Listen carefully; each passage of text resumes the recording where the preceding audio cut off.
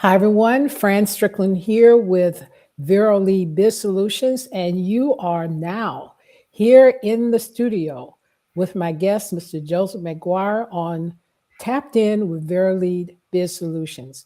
The whole purpose of our podcast is to bring to owners, founders, and entrepreneurs people who are very, very busy and many times focus on their business and bringing them insights and other information that will help them continue to grow, not just in their business and professions, but personally. And as I said, we're here with Joseph McGuire, and I am just delighted to have him because he is quite an interesting and gifted individual. He is the owner founder of Clearsight Communications. He has a book, Face Facts, that I'm just dying to get into. And he is a facial profiler and body language expert. And among his other expertise is he works directly with executives to help them in preparing for their interviews so that they can show it with the right gravitas to make the right impressions in terms of their capabilities and skills. And he travels around the world to do communications to help people really show up and get their messages out. So today we have with us again Mr. Joseph McGuire. Joseph, welcome to my platform. How are you today? I'm very well indeed, Fran. Thank you so much. It's an honor to be here. Great, great. So, Joseph, we've had an opportunity now to see each other in multiple settings, and folks, what happened is that I happened to be in another high quality networking event, and Joseph was there. I got a chance to hear him speak and to present, and I was so impressed with what he does, how he does it, and as I've gotten to know him better, as with him as an individual, and I just really, really wanted to bring him here to you. And so, Joseph, there is a little story behind how you got here. So, why don't you just take the moment to tell us a little bit more about yourself, what you do, and how you got to this moment and what you're doing? Yes, absolutely. It's been a roundabout journey, that's for sure. I'm Irish, born in Dublin, raised in Dublin, currently living back here. I was reading people as a small child. I just intuitively knew a lot of stuff about people. I couldn't have told you how I knew it, but I just did. And I assumed if these things are obvious to me, they must be obvious to everybody else. It wasn't until many years later I learned it wasn't. I was a little bit different to the people around me. Um, Many years later, then, when I eventually moved to London, I trained in a branch of traditional Oriental medicine. I was taught the ancient Chinese skill of reading faces and body language, initially as a diagnostic tool. It's a tradition that's been used in Chinese medicine, Chinese business, and politics over the last 3,000 years. And I worked as a therapist for 30 years, and I was teaching it to healthcare professionals, from the most advanced medical consultants to the most way out alternative people, often in the same room together. So I had to learn to adjust and adapt my communication skills. And I was more and more fascinated by, rather than the sort of the technical diagnostic details, as the communication aspect of the face, and what the facial features tell us about personality, behavior style, character, and, like I say, communication, and a lot more besides. So I've been teaching it for pretty much 40 years now, but I've also done a lot of training online with former FBI and special forces trainers in interrogation, negotiation, elicitation, and body language. So I package it all under the general heading of communication skills, and I use it in. I can be on either side of the interview table. I can help people prepare for interview, but I also help companies interview. And that's really fun, because I have to get behind the polished image that people present, and I know how people prepare. So, and then I can help companies with negotiation, sales teams with their communication, because so often the fact that something might appear to be clear within our own minds doesn't mean it comes out in a way that's clear to the people we're speaking to, whether that's one person or an audience. So I'm helping people recognize how the people they're speaking with actually process information. And then there's a lot of other strands as well, but they're the main ones. Wow. You know, I'm sure that many people, maybe everyone in the audience, has had some, some exposure where, someone is talking about doing exactly this. But as you talk about it, I mean, the breadth of application. Some may be very narrow, but it is such a broad application of these skills, and it very could have very significant impact on where that person is engaged. There was two things that came up um, as you were speaking. Two questions I had. The first question I have is a little bit about you, because you said that you when you came up, you were doing it. You didn't quite have a name for it, but you knew that you were doing it. You were quite good at it, and you thought everyone else did the same. Mhm. How did you feel when you discovered that that wasn't true, that everyone else wasn't always capable of doing the same thing? I guess I probably withdrew quite a bit actually socially. I had a set group of friends I hung out with, and we played sport together, etc., etc. But I didn't have a wide social circle, and I was sometimes described as the strong silent type, because a lot of the time I didn't speak. I was observing because I didn't know how to explain how I knew what I knew, and sometimes it was better that people didn't hear that I knew what I knew, because I Hmm. could. It's not that I was reading people's deepest, darkest secrets, but I could know who was pretending, who was, shall we say, posing, who was being, in some cases, quite dishonest. And Hmm. so it wasn't the norm to speak about those things, particularly growing up in male, primarily male circles, Hmm. because you don't display any weakness, and you certainly don't expose people, because otherwise you're going to be targeted. That's just the society you grow up in. So Hmm. I learned to keep my mouth shut, quite frankly. But in retrospect, I can recognize that that was a very important part of my apprenticeship, because I spent a lot of time observing and listening. Mm, mm, mm. Do I mean, clearly you didn't let it shut you down. You found a way to bring a great value to society and to those people that you serve directly. Did you ever feel like that that you were so different that maybe you needed to shut down? I've learned to be selectively deaf on occasion, shall we say, Mhm. and selectively silent, like I mentioned earlier. But I'm very fortunate, or was very fortunate, when I was studying in London. I was with people who were, where this was a normal conversation. This was perfect, because we were all studying the same thing, Mhm. and we're all coming from many different cultures, many different backgrounds, but this was normal conversation for us.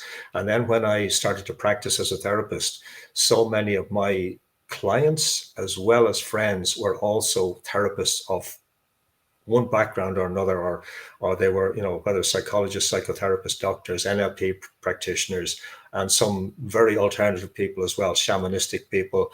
So this became a normal part of everyday conversation for me. So overall, no, I didn't feel I was that different, or certainly not to the point of being uncomfortable. But like I said, sometimes it's very appropriate to be either selectively deaf or strategically silent.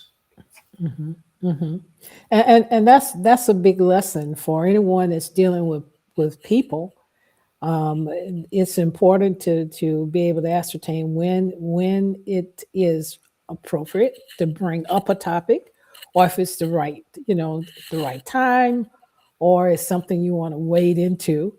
Um, and I also hear that that as you went through life, you were able to also identify other opportunities to be with people who shared some of your vision and capabilities and appreciation of the space, of the field.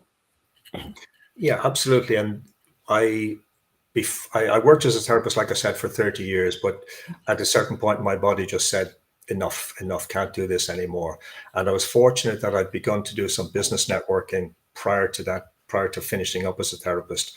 So I was learning, I was learning, and I had to learn a different language because being a therapist, you have to approach people in a certain way. You have to deal with people, and by and large, people were coming to me anyway. I didn't really have to go looking for business. Where this was a whole new world for me when I started doing business networking, and then particularly when I had to stop being a therapist and start literally a whole new business, whole way of doing things. And it was in an environment where this was reading faces and body language was totally unfamiliar to people. And I was getting very mixed reactions from people who were very receptive and got it immediately to people who were just completely dismissive. And I had to learn to adapt my own communication. I had to learn make sure I wasn't taking anything personally, either the praise or the criticism, and gradually build up a whole new way of presenting, a whole new way of communicating, so that I was speaking in a language that people really understood and gravitated towards. And that, again, recognizing that communication happens on many levels. I automatically knew or intuitively knew that so much of our communication is nonverbal anyway. But in terms of the verbal communication, I had to practice my skills so that I was communicating in a way that that it really registered with people, rather than talking at them, and learning not to talk so much about what I do, but how it was relevant to them.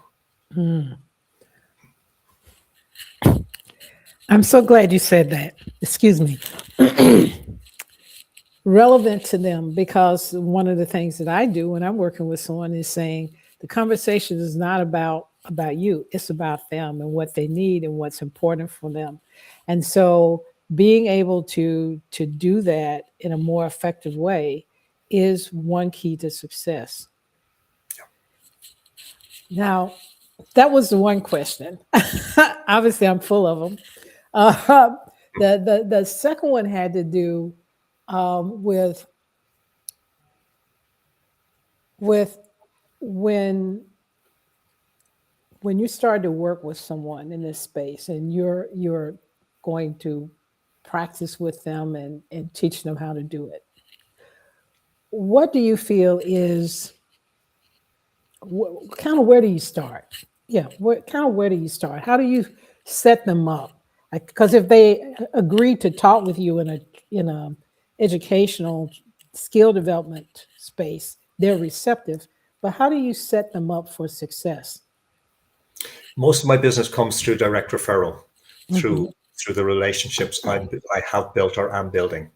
So part of that means making sure that my relationships, my connections, are prepared in terms of what to listen for, but also what to say to people about me. Initially, I made the mistake, and I didn't realize it was a mistake for a while, but I made the mistake of telling people about reading faces, and that just closed so many doors rather Mhm. than opening them. So I get people to talk about the benefits of enhanced communication, and then once I'm having the conversation, once the introduction has been made, I'm having the conversation. I'm doing a lot of listening. Listening is the first piece, and I'm asking typically short, succinct questions. I've learned to keep my questions short because I've been in rooms where people have just presented such long-winded questions. By the time they finished the question, you've forgotten what the first part was. So I Mhm. keep my questions short, and I look to tailor them directly to the person I'm speaking with. So initially, I'm taking a quick reading of them from the very moment we start communicating. Um, I will also um, I will also use a process called elicitation, which is something I've learned to use. That's something that the FBI have been using a lot over many years, and that's a way of gathering information from people without actually asking them questions. Mm. Because in a significant conversation, particularly if it's anyway challenging, if we ask a direct question, people can become defensive Mm-hmm. and look to hide something, whether consciously Mm-hmm. or unconsciously.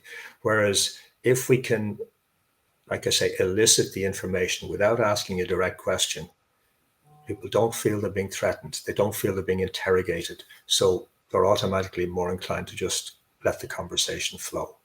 Mm-hmm. Mm-hmm. Well, I don't want you to give away your I call it the meat in the sandwich. But I know you talk about really listening. I want to peep inside your head a little bit. So when you're listening, what's popping in your head? Yeah, the one of the biggest revelations for me from some years ago is when I came across the Chinese symbol for listening. And logically enough, it refers to the ears, but it also refers to the eyes, it refers to the heart, and it refers to the mind. But it includes all of those faculties working together. So I realized not only am I listening to the words, but I'm listening to how people speak. I'm listening to the tonality. I'm listening to the cadence, the rhythm. I'm listening for changes in those. I'm then obviously listening to the words in terms of linguistic patterns. So, but I'm also very conscious, and I probably was intuitively aware of it anyway, but it's become more and more apparent to me from not just from my experience, but also from my studies and looking in the area of like neuroscience, epigenetics, etc., that our body is continually receiving and transmitting. Our body is communicating before we speak anyway, and our Mm-hmm. body is communicating while we're speaking. So I'm paying attention to what messages my body is receiving, and I've over the years I've become far more skilled at interpreting those messages in terms of the context in which I'm operating now, the conversation I'm having right now. Mm-hmm. Okay. So on my side, I'm a coach also. And of course, it's a big emphasis on listening. But what I hear you saying is that you are processing multiple inputs and you're deriving an idea. One of the risks that I had to protect against was inductive reasoning, or saying, well, they are feeling this, reaching to a conclusion. Mhm. Okay. Um, how do you manage that risk? Yeah, great question, and very, very, very relevant. There's an old saying, certainly in these parts in Ireland, UK, etc. Trust your gut. Well, I say, yeah, trust your gut, but then check the evidence. So it's not just intuitive, it's not just observational, it's not just listening. Okay, I'm getting this information, but then I have to check for its validity, and that involves questioning. It involves, like I said, elicitation. So it's not making it's we can all fall prey to making assumptions, but as far as possible to eliminate assumption, at the Hmm. very least minimize it. Hmm. Wow. I mean, this is such a rich topic. I guess we could talk a lot for a long time about it. But if you were, let's say you met me on a train, okay, Mhm. and I mean, clearly you're used to observing people. Do certain energies or other things kind of attract your attention in these kind of what I call kind of ambiguous type situations? Yes, it'll vary. I mean, obviously, if I'm in a public situation, there's an element of Hmm. privacy anyway that Hmm. I don't want my space invaded. I'm sure nobody else wants theirs invaded, but I would be observing and I would be listening. Like an ideal scenario is being like at a coffee shop and just, just picking up on the, shall we say, the vibes around me, Mm-hmm. who's, which couples are together and which couples are technically together, but not really, things like that.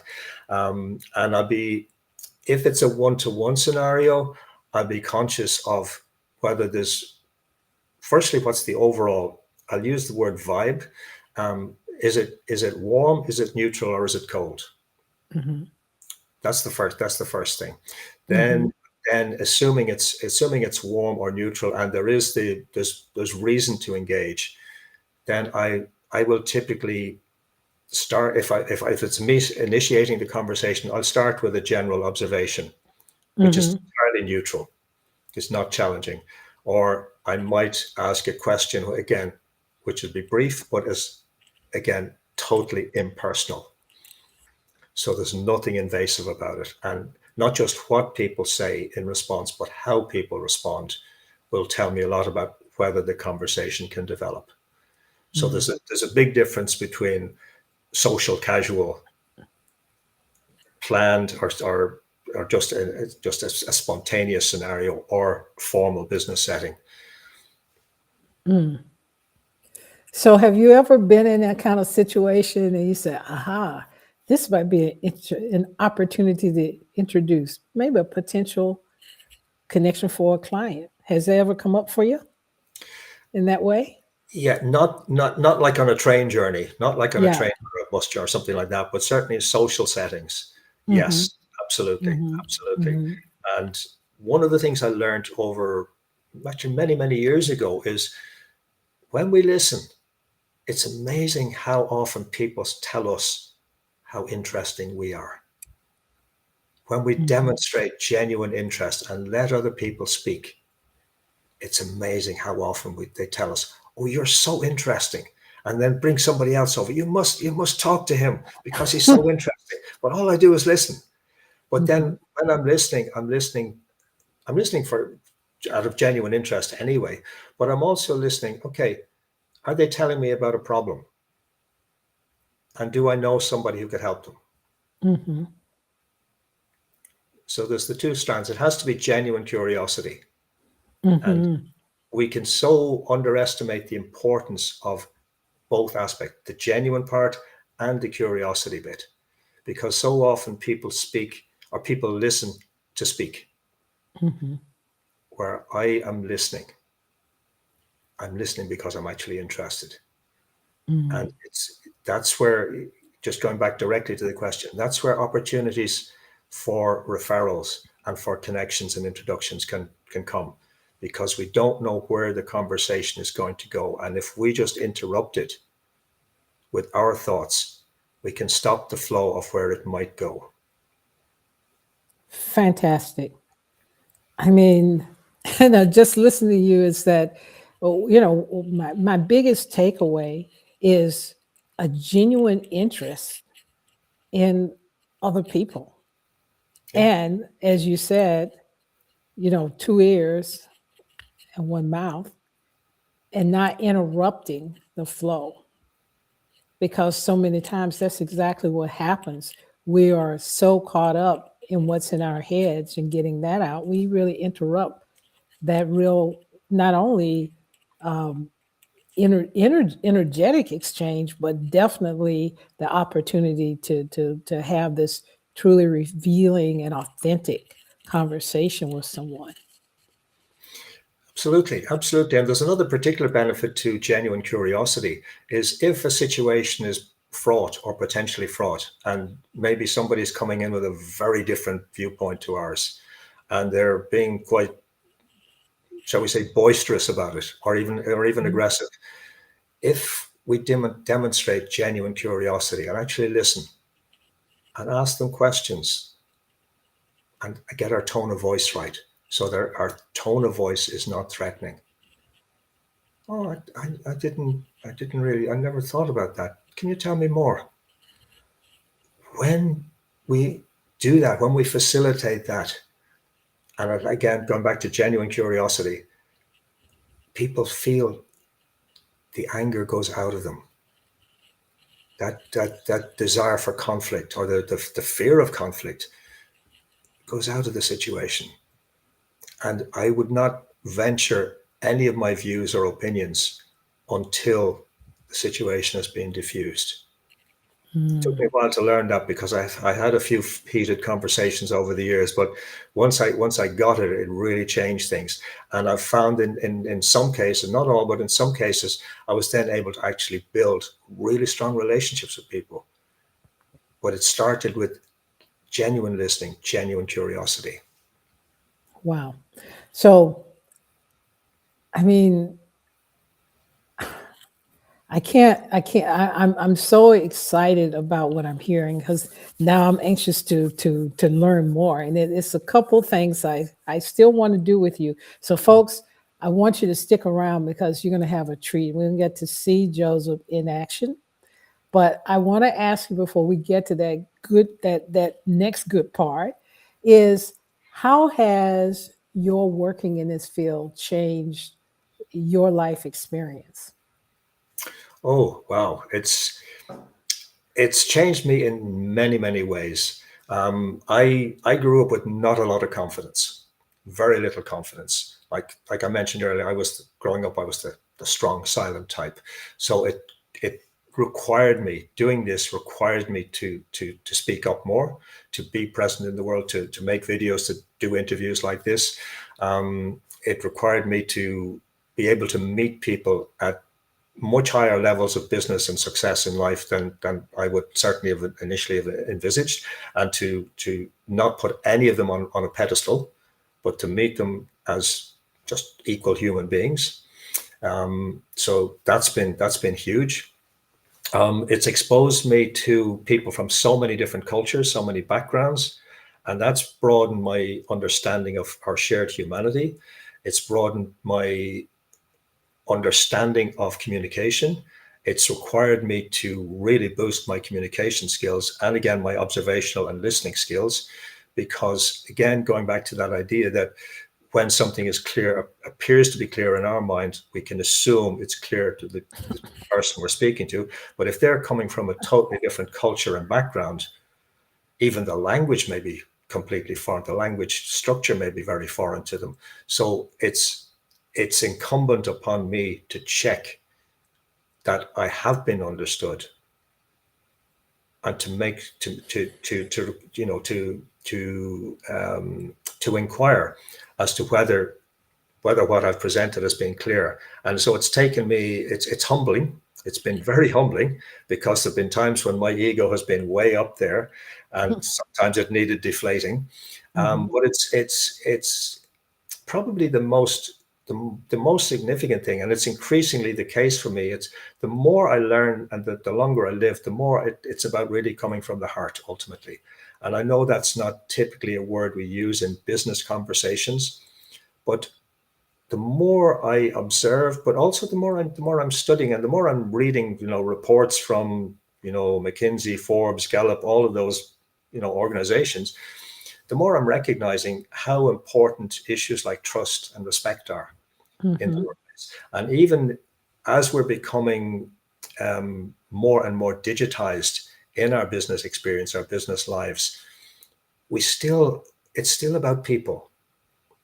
And it's increasingly, actually, I would say, about people, and the values we live by, and the values we place on ourselves as well, and our willingness and our ability to communicate and to build relationship, to facilitate trust, to build respect, and I would say also increasingly to build community, whether that's online or offline. So very long-winded answer to your question, Fran, but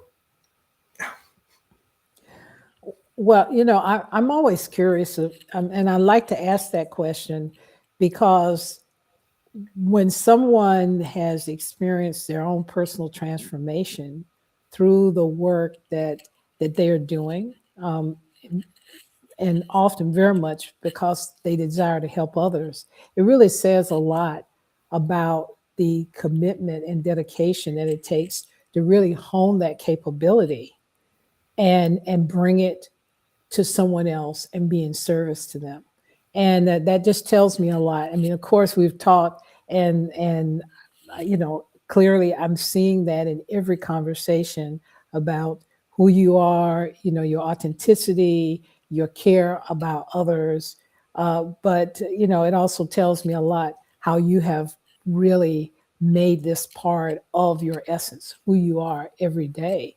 And that's what you're bringing to people when you talk with them and work with them. Yeah, absolutely. Yeah, anybody who knows me well will tell you that, what you see is what you get. I don't, um,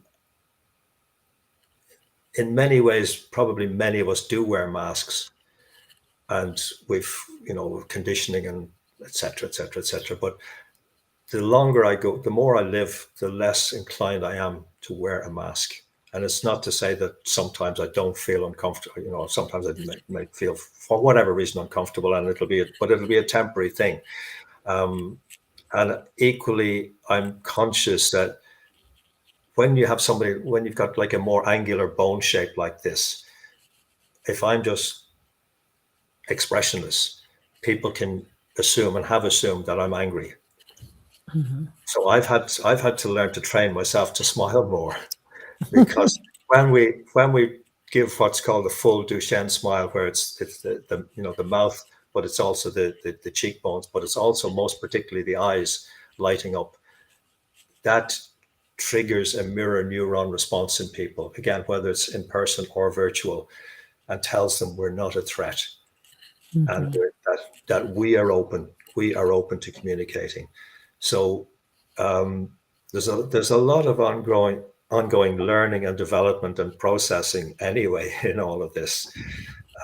But the longer I go on, like I say, it is more about just really coming from the heart, but at the same time being very discerning, because we're not going to get on with everybody. We're not going to communicate well with everybody, and that's just the reality of life. So Mm-hmm. there are situations where we're better off just saying no, thank you, and just walking away. And then there's other situations which are an absolute joy to be part of. And even in high stakes business conversations, whether it's interviews, negotiations, sales, whatever, we can still have a huge amount of warmth. And it's easy to be caught up in the mask of being a serious business person. I think it's all about the deal. It's all about Mm-hmm. the tactics and the return of return on investment and KPIs and all of that. But when we make the personal connection and the deal happens and it's successful, it's amazing how that opens doors to new relationships. Mm-hmm. Yeah, absolutely. Okay. Wow. I know I keep saying wow because that's what I'm feeling right now. But we promised a treat to our audience. Now I'm going to I want to make sure, just in case people may want to leave, how can they reach you if they want to work with you? And then we're going to do a little demonstration. Mm-hmm. Okay. Yeah, absolutely. The best way to reach out to me is via LinkedIn, my LinkedIn profile, Hmm. Joseph McGuire dash Face Facts. Okay. That's it. Okay. And folks, also we'll have that same connection information when we go live. We'll be LinkedIn Live, it'll be YouTube or Facebook, and of course, Joseph will have his outlets to look for him. But we will include that information so you'll be able to reach him. Okay, Joseph, I committed offline that I would let you practice on me. And so here we are. And folks, we're here we are now. We're on screen, and we know how sometimes it can feel like you can't quite connect because you're on screen. I kind of think opposite, but Joseph here now is going to demonstrate a little bit of what he does. All right, Okay, ready to go? I'm ready to go.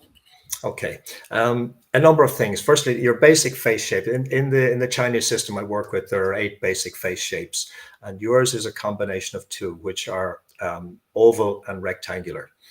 And the oval face shape we associate with somebody for whom harmony is very, very important. So you go into a situation where you go into a room, whether it's a social room, a business room, and people are being upset with each other. People are being really stressed.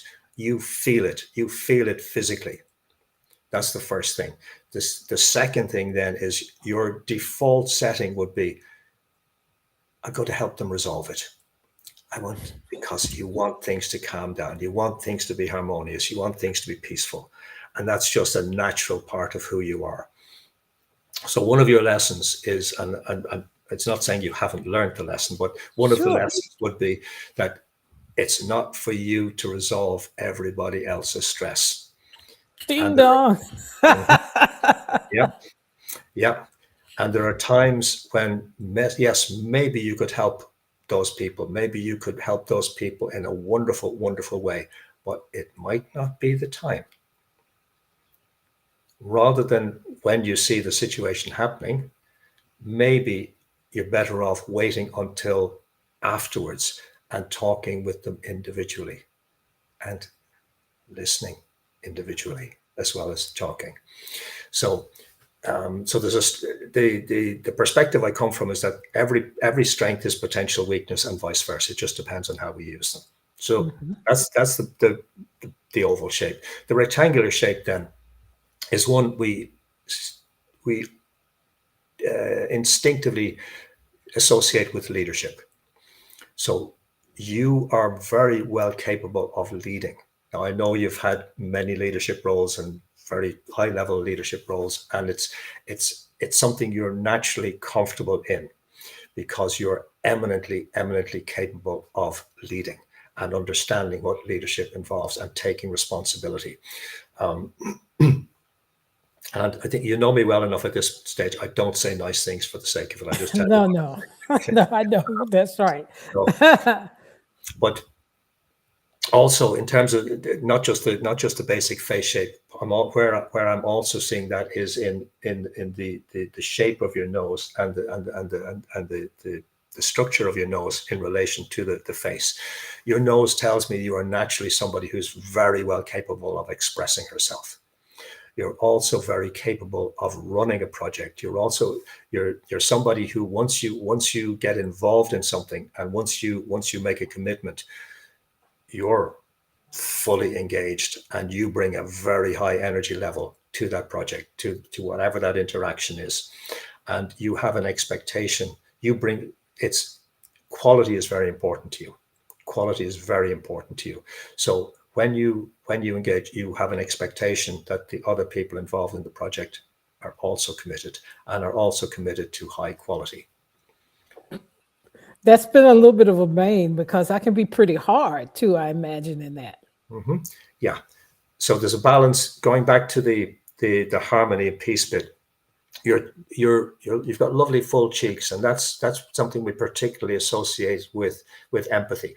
So you can be very empathetic, but you can go either way with it. You can be overboard with empathy and, oh yeah, I'd like to resolve this stress over here, etc. Everybody's in harmony again. Or you can go the other way, which is, look, this is what we're doing. This is why we're doing this. Look, guys, we're here to get this done. So you have the capacity to go either way, and it's as with anything, it's finding I won't say the balance, the equilibrium. What's appropriate here? Why are we here? What's the purpose? What's the end goal? And let's focus on that. But you have learned over the years, because the face is also a life map. You have also learned over the years a lot about how to manage and how to lead. And you do have some vertical lines here, which can be associated with perfectionism, because you do like to get things right, and you do like things to be just so. But it's to recognize when is right, when something is right enough that you can progress it, rather than waiting for it to be absolutely 100%, because very rarely is anything 100%, and it's certainly unlikely to be 100% without the action. and it will often evolve anyway. Once we start taking the action steps, it will often evolve beyond the original shape we'd envisaged. Um, you have a love of learning, and I'm seeing that in your nose shape. You've got a lovely concave nose shape. So you're a lifelong learner. You will always want to learn more, to understand more. Not information for the sake of it, but you will always want to learn for the purpose of understanding. And you're never going to be satisfied that you have learned it all, whatever it all might be. So going back to the dimension of curiosity, you're naturally curious, and that's such a wonderful strength to bring into life, and to bring into your life in general, but your professional relationships, because you always want to learn more about how you can help people, and how you can help them help themselves, how you can help them bring out their strengths. I'll just touch on one other particular thing for now. Sure. Loyalty is very important to you. Loyalty is one of your most deeply ingrained values, and you've learned the value of loyalty because you haven't always received it.